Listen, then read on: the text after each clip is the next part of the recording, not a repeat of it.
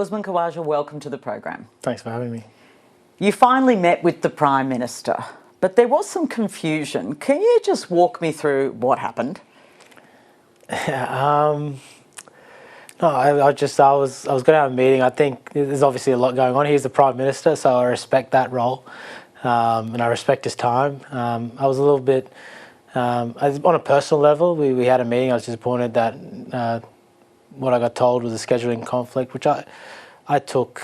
I took it on the chest, and then I was hoping I'd just have a meeting with him at another time. But fortunately, time opened up later today. I met up with Jim Chalmers before him, and then, time opened up for me to speak to the Prime Minister, so I'm glad I got the opportunity. So did Jim Chalmers, who I know you know really well and talk to, both in Brisbane, there are some links there, did Jim Chalmers basically broker the meeting? Look, no, I'm not gonna dig deep into any of this stuff. None of what I wanted to do with the Prime Minister had any agendas. I would have been happily just to do it behind the scenes, away from the media. I just wanted to talk to the Prime Minister about certain topics and get his views and put some of my viewpoints across. I would never ever dream to go in there and tell the Prime Minister how to do his job, but I mean, there's some things that I was really passionate about that I just wanted to talk about, and I did. I'm glad I did. It was behind closed doors, and I respect his privacy, so I'll keep it that. Okay. Did you ask him to sanction Israel?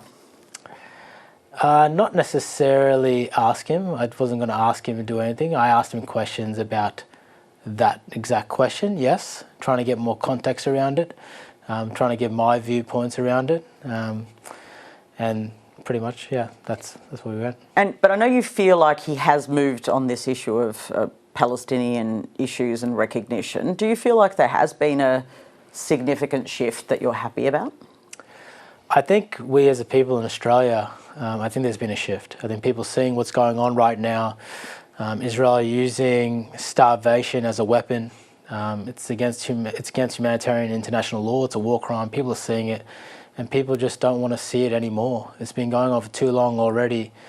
So for me, we've been saying all the right things. The Prime Minister's been saying all the right things, and Senator Penny Wong has been saying all the right things. And for me now, it's about, all right, we've said all that, and they're still doing that, and the rest of the world is still. I hear Macron saying all the right things, but they're still not listening. So what action can we actually do to get their attention, to get them listen, to let full humanitarian aid flow back into Gaza? Because that's the crux of it. It's a humanitarian tragedy that's going on right now. People are literally dying because of a man-made famine.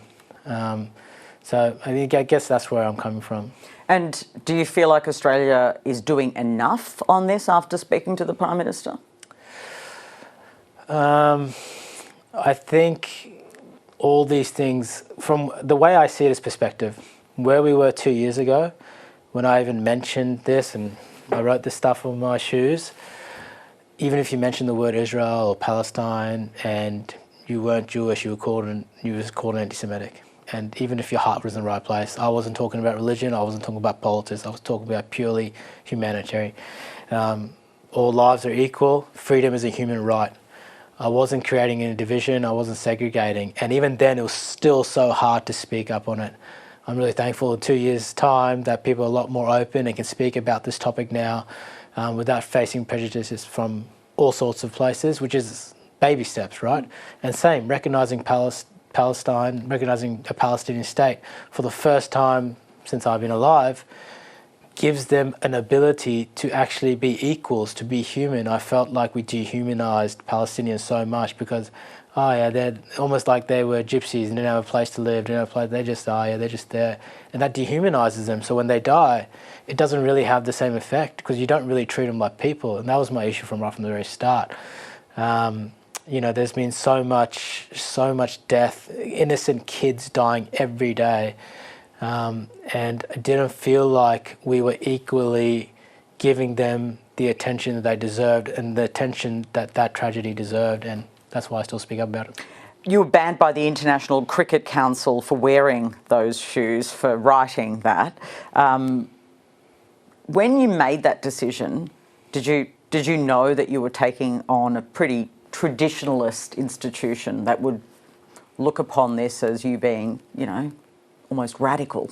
Absolutely. I reckon I thought about it for about a good 3 weeks, and I thought about what I wanted to do. The shoes kind of came up, and then the writing, and then I thought hard about what I wanted to write, because I didn't want to segregate the Jewish community. I didn't want to segregate the Islam community.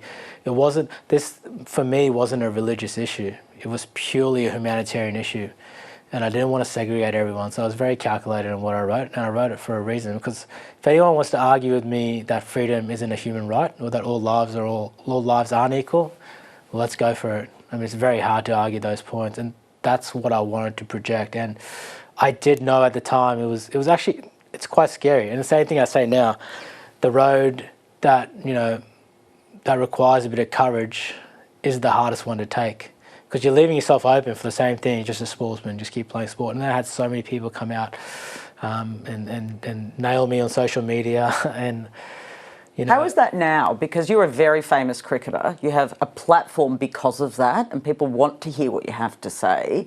Do you feel like people are more open to your messages? I feel like people are more understanding about what's happening over there. Before, when you spoke about it, people were like, oh, it's too complicated, I don't get it. I'm like, it's not complicated. The killing of innocent children is never complicated. For me, it was never a complicated issue.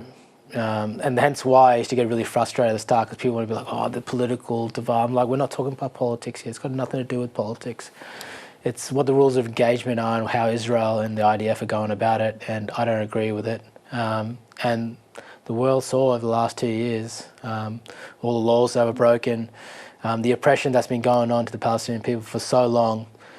The greatest thing we probably had was social media. In a lot of respects, people finally got to see it with their own eyes. It wasn't the media changing the message, it was people just taking right there on their phones, and for the world to see. And you can make up your own conclusion from what you see day in, day out. And I think that had a profound effect on me, because for 2 months I was just seeing this on my phone, and it just kept going. My algorithm was there and it just kept going. And I just felt like I had to speak up, because it felt like 2 years ago no one was speaking up about it. And now you've got this platform and you've had the Prime Minister's ear. Have you left that meeting feeling more confident that Australia is going to be exerting pressure on Israel to try and stop this war? You never know in life. I just try to do my best, try to do what I think I can to help the situation for what I believe in. You got no promises from the Prime Minister for more action? I wasn't expecting promises. It wasn't a... Do you feel like you got a good hearing?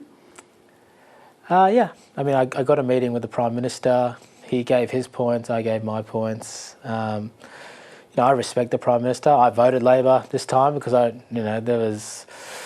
thought he was the best man. I still do think he's the best man for the job. It showed courage. Him recognising Palestine as a state showed courage, because I do not believe the old opposition leader or the current opposition leader right now would do the same. So that in itself showed courage, and I feel like that platform that he's shown courage can lead to other things. And so, yeah, I hope time will tell. And on gambling as well, did you raise those issues with him, that you're concerned about gambling, particularly in sport? No, my issues were purely about Gaza with the Prime Minister today, purely because of the nature of it, the immediacy of it, what's happening over there right now. We have a classroom where the kids dying every day there, about 25 kids dying every day in Gaza. So that was my immediate thing. Gambling stuff's really important, but I think that's more of a long term. Yeah. Just on the work you're doing, you're here with Senator Pocock as well. He's obviously also been at the elite level of sport. He followed a political career. I just have to ask, you've been in this building. Are you interested? I don't know. It's pretty hectic. It's hectic. It's hectic. It's hectic. Yeah, but you can hang out here all the time. Come in here, hang out with me. You thinking about it? I'll concentrate on cricket for the time being, and then we'll see what life throws at me after it. But open mind? You never say never. Never say never. And would you look at the independent path, or you said you voted Labor? Come on. You're really digging in here. No. I honestly, I want to finish my career. I want to give back time to my family first and foremost. I want to stay involved with the game of cricket a little bit at the start, and then what comes after that, I'm open to. You have been a fantastic guest, and I really appreciate you coming in. Thank you. Yeah, thank you.